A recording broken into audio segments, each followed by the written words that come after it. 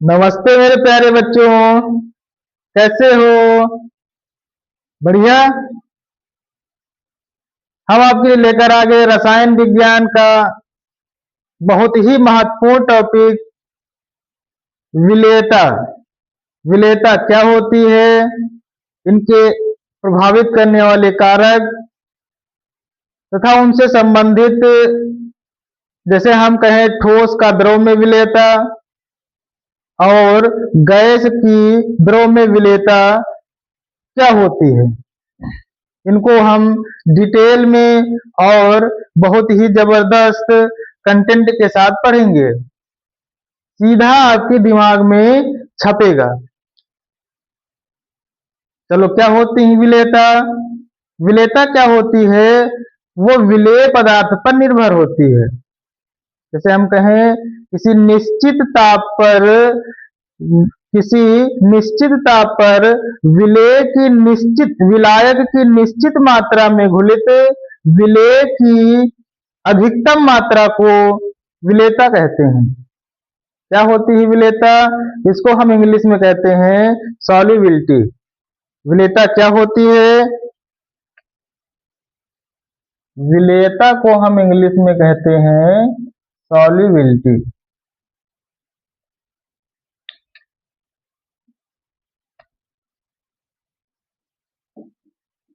विलेयता, इसको इंग्लिश में कहते हैं सॉल्युबिलिटी। विलेयता की परिभाषा कैसे लिखोगे? किसी निश्चित ताप पर किसी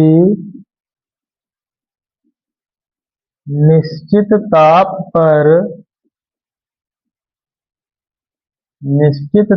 पर विलायक की निश्चित मात्रा में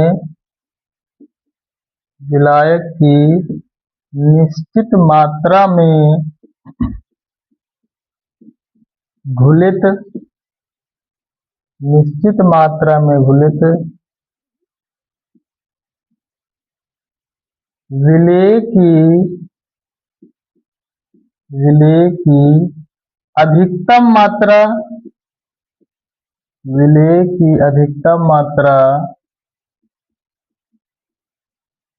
विलेय की अधिकतम मात्रा विलेयता कहलाती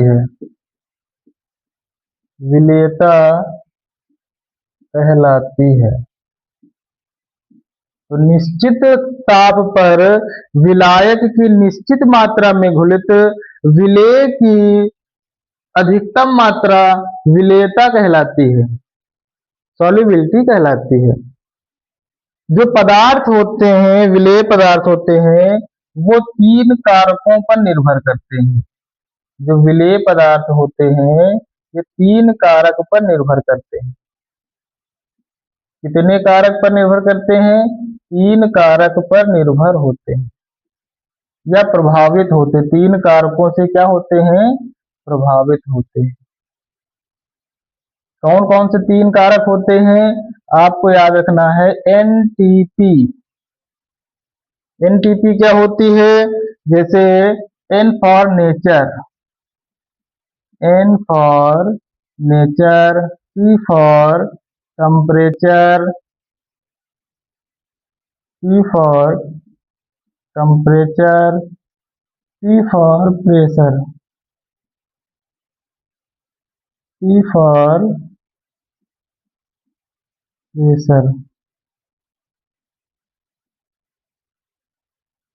नेचर का मतलब होता है प्रकृति, टेम्परेचर का मतलब होता है ताप और प्रेशर का मतलब होता है दाब।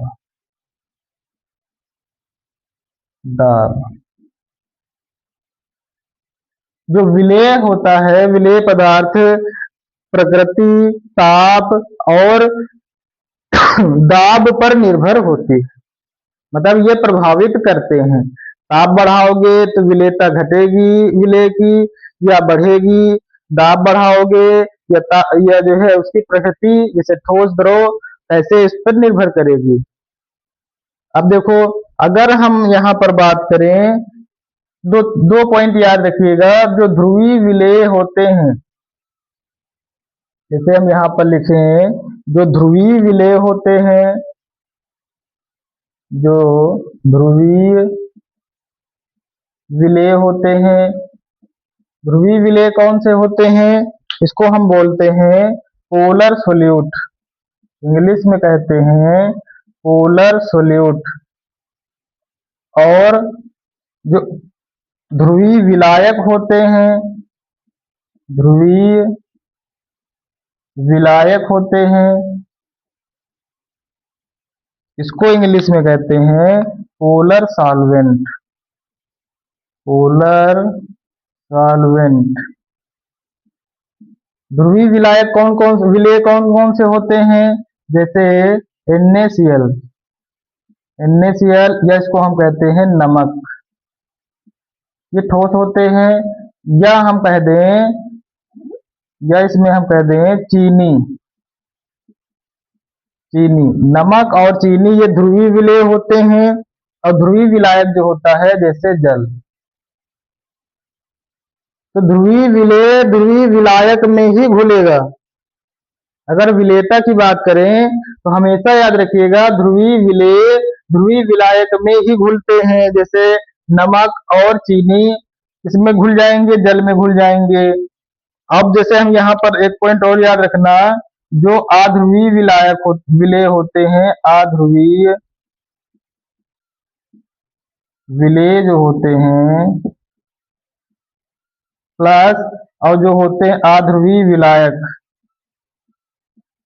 अध्रुवीय विलायक होते हैं, कौन कौन से होते हैं? अध्रुवीय विलेय कौन से होते हैं? इसको इंग्लिश में बोलते हैं नॉन पोलर सोल्यूट, इसको बोलते हैं non polar solvent. Non polar solute क्या होते हैं? जैसे हम यहाँ पर कर दें, अध्रुवीय विलेय क्या होते हैं? Anthracene, anthracene. अध्रुवीय विलेय कौन कौन से होते हैं? एंथ्रासीन हो जाएगा, और एक हो जाएगा नेफ्थेलीन, नेफ्थेलीन। दो नाम इसमें याद रखिएगा, कौन कौन से होते हैं अध्रुवीय विलेय? एक एंथ्रासीन हो जाएगा और एक नेफ्थेलीन हो जाएगा। अध्रुवीय विलायक कौन कौन से होते हैं? आपको याद रखना है इसमें BeC, BeC, BeC कौन कौन से होते हैं? जैसे हम यहाँ पर कह दें benzene, B for benzene, B for क्या होते हैं? बेंजीन। E फॉर क्या होता है? ईथर। C फॉर क्या होता है? क्लोरोफॉर्म, C फॉर क्या होता है? क्लोरोफॉर्म। तो अध्रुवीय विलायक आपको याद रखने हैं, कौन कौन से होते हैं? अध्रुवीय विलायक नॉन पोलर सॉल्वेंट बोलते हैं, इसको BeC याद रखिएगा, बेंजीन, ईथर, क्लोरोफॉर्म। विलेयता समझ में आ गई? ये दो वर्ड्स याद रखिएगा, अध्रुवीय विलेय अध्रुवीय विलायक में ही घुलेंगे, ध्रुवीय विलेय ध्रुवीय विलायक में ही घुलेंगे। एंथ्रासीन, ये भी सब ठोस ही होते हैं, नमक ठोस होता है।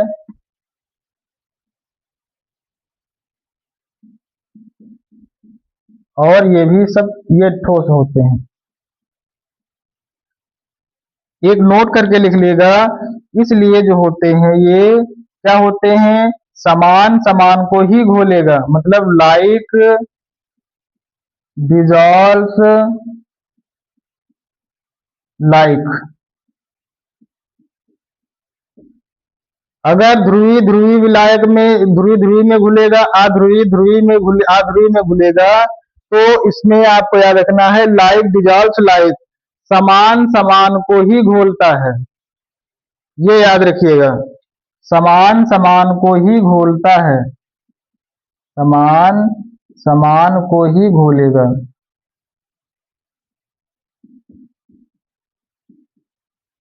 घुलता है। मतलब ध्रुवीय विलायक में ही घुलेगा, ना कि ध्रुवीय विलेय अध्रुवीय विलायक में घुलेगा।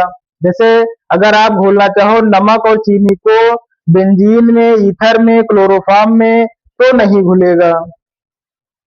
अगर आप घोलना चाहो एंथ्रासीन, नेफ्थेलीन को ध्रुवीय विलायक में, जल में घोलना चाहोगे तो नहीं घुलेगा। तो इसका मतलब है कि समान समान को ही घोलेगा। Like dissolves like.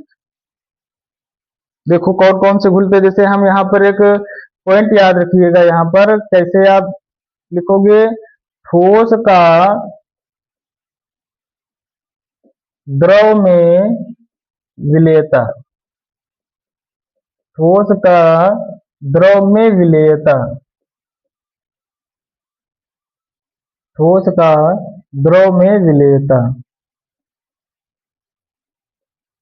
अब ये तीन कारक इसमें पहले हम मौजूद होंगे, पहले हम मौजूद कराएंगे, फिर उसमें देखो क्या क्या होता है। जैसे पहले हमने आपको बताए थे तीन कारक कौन कौन से होते हैं। प्रकृति, अगर ठोस हमारा जो है विलेय पदार्थ ठोस है और विलायक क्या है, द्रव है, तो घुलेगा। कैसे घुलेगा, ध्रुवीय विलेय ध्रुवीय विलायक में ही घुलेगा। तो हम पहली कारक ले लेते हैं, यहाँ पर पहला कारक ले लिए प्रकृति। प्रकृति कैसी है, जैसे हम यहाँ पर कह दें जो हमारा ध्रुव विलायक है, ध्रुवीय विलायक, सॉरी ध्रुवीय विलेय, ये क्या है हमारा, ठोस है। और ध्रुवीय विलायक, जो ध्रुवीय विलायक है ये हमारा द्रव है, तो उसमें ये घुल जाएगा। कौन कौन से ध्रुवीय विलेय हैं, जैसे NaCl हमने आपको बताया, नमक, और कौन बताए थे आपको हम, चीनी, ये यहाँ पर लिखा हुआ है, ये ठोस ही होते हैं। और प्लस में जल, ये जल में घुल जाएंगे। प्रकृति है, अगर ठोस है या द्रव है उसमें घुल, तो ये क्या होंगे, ध्रुवीय विलेय ध्रुवीय विलायक में घुल जाएंगे। अगर जैसे हम यहाँ पर लिख लें ध्रुवीय विलेय, अध्रुवीय विलेय है, अध्रुवीय विलेय हमारा ठोस है, तो ये अध्रुवीय विलायक में ही घुलेंगे, अध्रुवीय विलायक में ही घुलेंगे। ये अध्रुवीय विलायक कौन से हैं, द्रव हैं।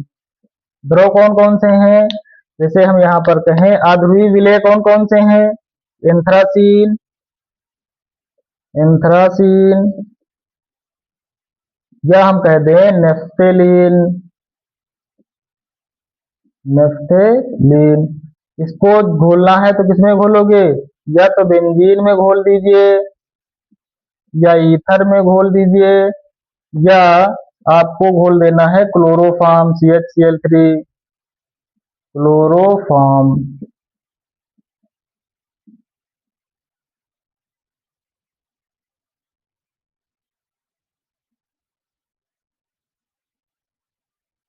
क्लोरोफॉर्म ये इसी में ही घुलेंगे। प्रकृति क्या हो गई, अगर ठोस है द्रव में घुल रहा है, ध्रुवीय विलेय ध्रुवीय विलायक तो उसमें घुल जाएगा, अध्रुवीय विलेय है अध्रुवीय विलायक है तो उसमें घुल जाएगा। बाकी सब में अगर अलग अलग घोलोगे तो नहीं घुलेगा। अब दूसरी प्रकृति अगर हम देखें, यहाँ पर कारक कौन सा है, ताप। ताप की अगर हम बात करें तो ताप में क्या होता है, टेम्परेचर। टेम्परेचर में अगर हम देखें तो यहाँ पर ध्रुवीय विलेय है, ध्रुवीय विलेय है, और ये है ठोस, प्लस ध्रुवीय विलायक है। ध्यान से सुनो और इसको नोट डाउन जरूर कर लीजिएगा, ये ध्रुव विलायक है। और इसको थोड़ा एक दो बार वीडियो को जरूर देखना, याद हो जाएगा। पूरा का पूरा दिमाग में ही छप जाएगा। अगर ध्रुवीय विलेय को ध्रुवीय विलायक में घोल रहे हैं तो उसमें अगर आपको ऊष्मा देनी पड़ रही है, मतलब कौन सी अपक्रिया हो रही है? ऊष्मा शोषी अपक्रिया। कौन सी अपक्रिया हो रही है? ऊष्मा शोषी।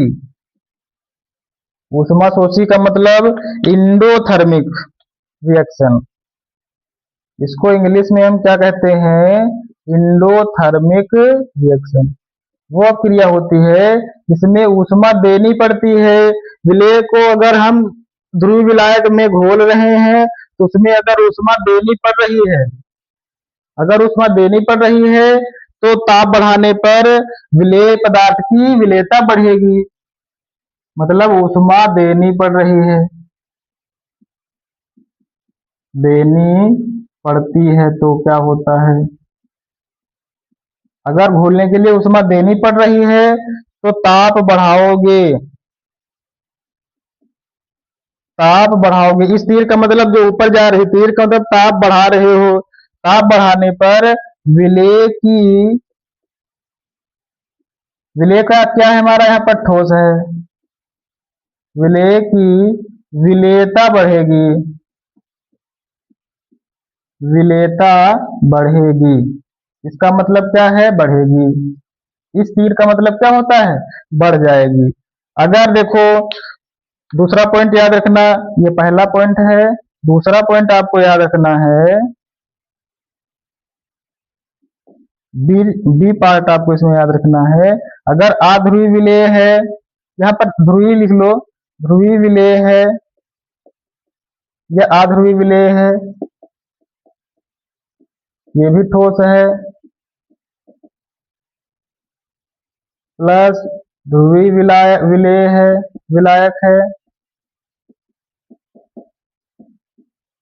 ये द्रव है। यहाँ पर हम सिर्फ ध्रुवीय विलेय और ध्रुवीय विलायक लिए हैं, ध्रुवीय विलेय ध्रुवीय विलायक लिए हैं। यहाँ पर ध्रुवीय भी हो सकता है, अध्रुवीय भी हो सकता है। ध्रुवीय और अध्रुवीय, ध्रुवीय या अध्रुवीय भी हो सकता है, और यहाँ पर भी ध्रुवीय या अध्रुवीय भी हो सकता है। हम एक ले लिए हैं, बाकी आप लोग भी नोट कर सकते हैं।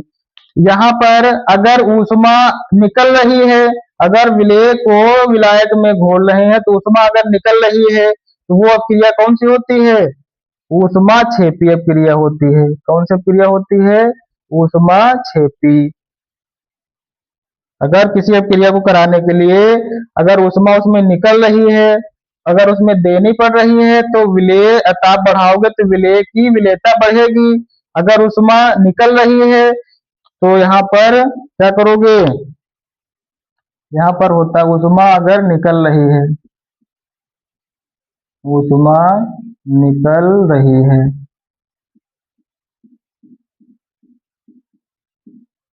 तो क्या करना है?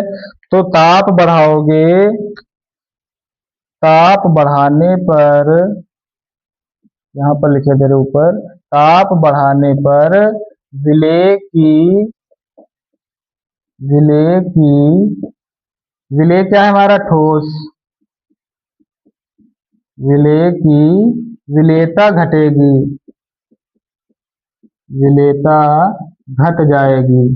इस तीर का मतलब क्या? नीचे की ओर जा रही है तो इसका मतलब ये विलेयता घट रही है। अगर ऊष्मा क्षेपी अपक्रिया हो रही है, मतलब ऊष्मा निकल रही है, तो ताप बढ़ाओगे तो विलेय की विलेयता घट जाएगी।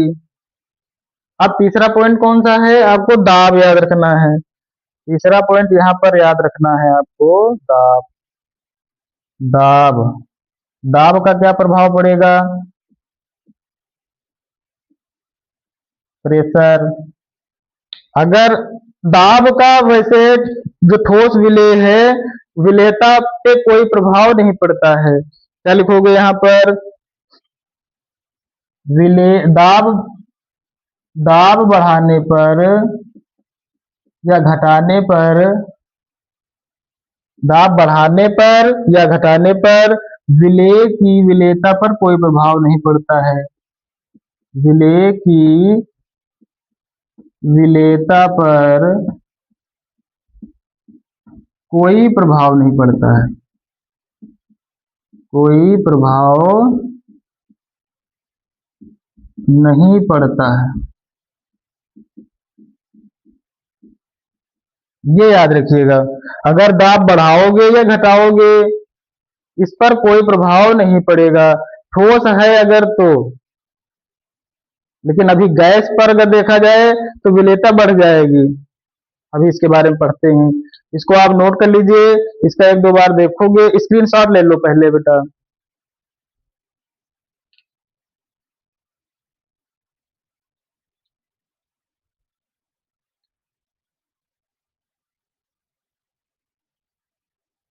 अब इसको रफ करे दे रहे हैं, उम्मीद है इसको आप लोग नोट कर लिए होंगे या स्क्रीनशॉट ले लिए होंगे।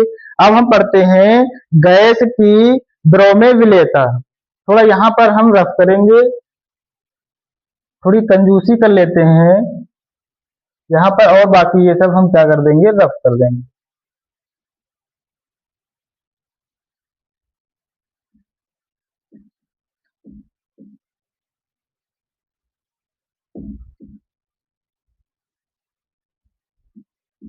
बस थोड़ा सा ही रफ करेंगे।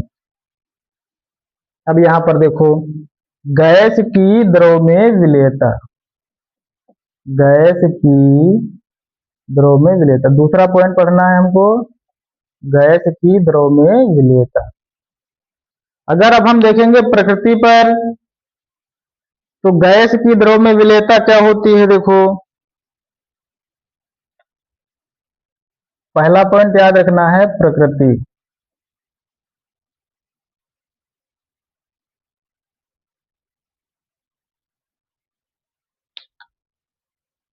जैसे यहाँ पर कोई अगर गैस है, प्रकृति पर गैस यहाँ पर देखें ध्रुवीय, अगर हमारा यहाँ पर ध्रुवीय विलेय है, ध्रुवीय विलेय है, तो या ध्रुवीय विलेय हम कह दें यहाँ पर गैस, ध्रुवीय गैस है,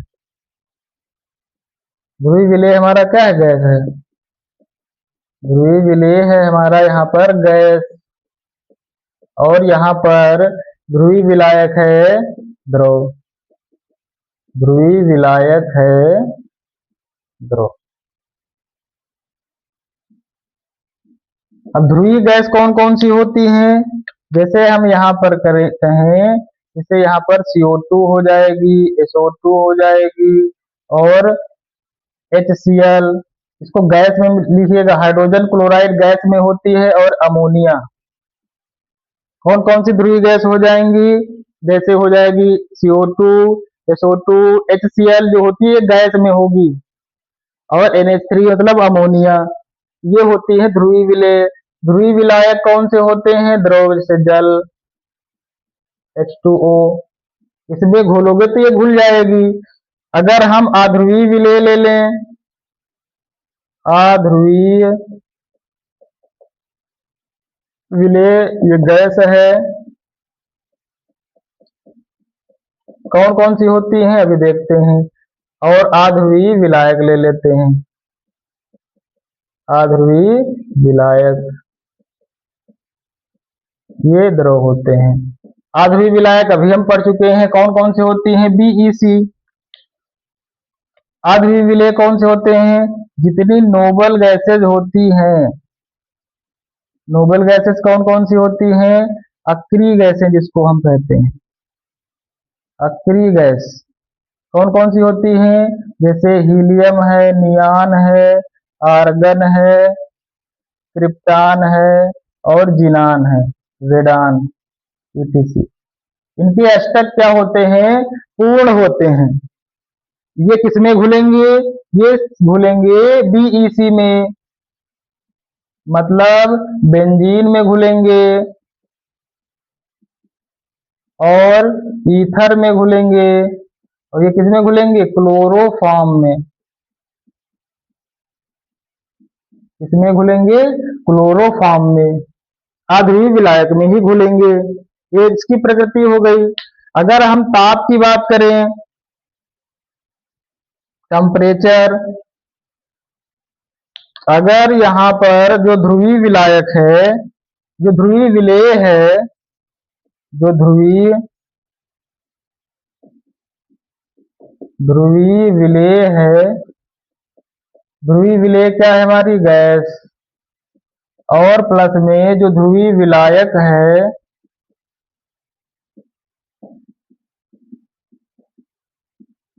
ये है हमारा द्रव। इसमें अभी एक कंडीशन है, अगर ऊष्मा इसमें इसको घोलने के लिए ऊष्मा देनी पड़ रही है, मतलब ऊष्मा क्षेपीय क्रिया हो रही है, ऊष्मा शोषी सॉरी कौन सी क्रिया, ऊष्मा शोषी क्रिया हो रही है, जिसमें ऊष्मा देनी पड़ती है कौन सी क्रिया होती है, ऊष्मा शोषी क्रिया, ऊष्मा देनी पड़ रही है, देनी पड़ती है, तो क्या ताप बढ़ाओगे गैस की द्रव में विलेयता बढ़ेगी, गैस की द्रव में विलेयता बढ़ेगी, ताप बढ़ाओगे गैस की द्रव में क्या होगी, विलेयता बढ़ जाएगी। जैसे अब यहां पर हम लिखे अध्रुवीय विलेय है, अध्रुवीय, ध्रुवीय कहते हैं या अध्रुवीय, इसमें भी वही कंडीशन है, हम ध्रुवीय ले रहे हैं, ध्रुवीय विलेय, ध्रुवीय विलेय हमारी गैस है, ये पहली कंडीशन है और ये दूसरी, और यहाँ पर ध्रुवीय विलायक है हमारा द्रव।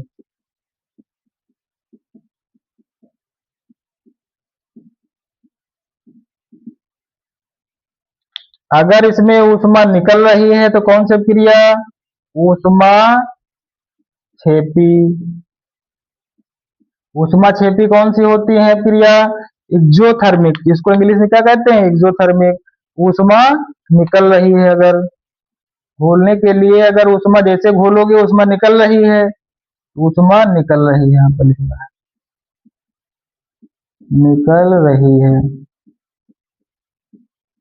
तो कौन सी क्रिया, ऊष्मा क्षेपी, मतलब अगर विलेय को मतलब गैस को ध्रुवीय विलायक में घोल रहे हो तो ऊष्मा निकल रही है, मतलब कौन सी क्रिया हो रही है, ऊष्मा क्षेपी, ऊष्मा क्षेपी, तो ताप बढ़ाओगे, ताप बढ़ाने पर गैस की द्रव में विलेयता घटेगी, गैस की द्रव में विलेयता घटेगी,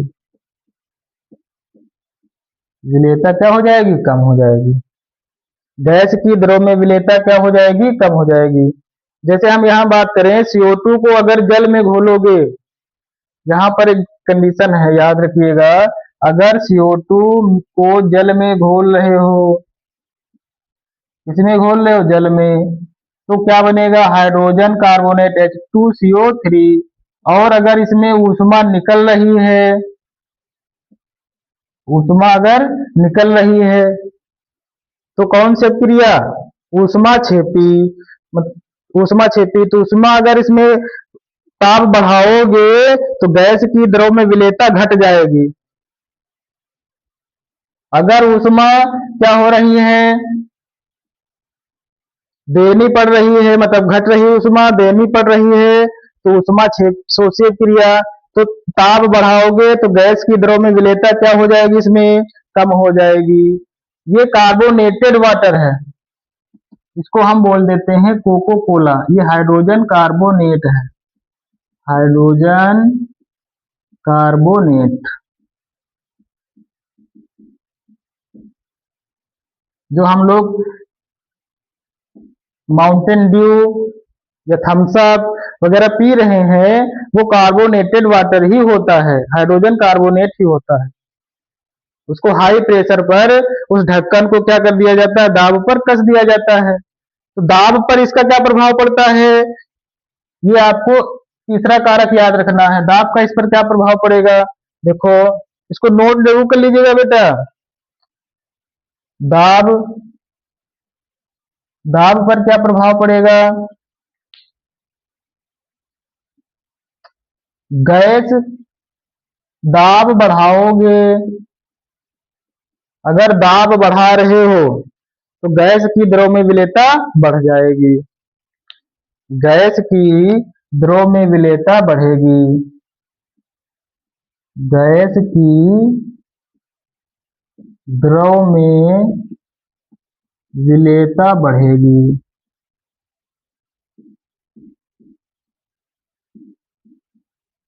बढ़ती है। ये पॉइंट याद रखने हैं आपको। मतलब अगर दाब बढ़ा दोगे, इस तीर का मतलब क्या होता है, बढ़ा दोगे तो गैस की द्रव में विलेयता बढ़ जाएगी। मतलब अगर कार्बन डाइऑक्साइड को अगर जल में घोलना है तो जितने ज्यादा दाब लगाओगे कार्बन डाइऑक्साइड इसमें घुलती चली जाएगी। और उसको टाइट कर दोगे, किसी बॉटल में टाइट कर दोगे तो हाइड्रोजन कार्बोनेट के रूप में वो कन्वर्ट हो जाएगा। वैसे भी ये कन्वर्ट हो जाता है। आई होप आपको ये टॉपिक समझ में आ गया होगा। एक दो बार इस वीडियो को जरूर देखना, देखने के बाद इसको नोट डाउन करना, फिर एक दो बार रिवीजन कर लेना।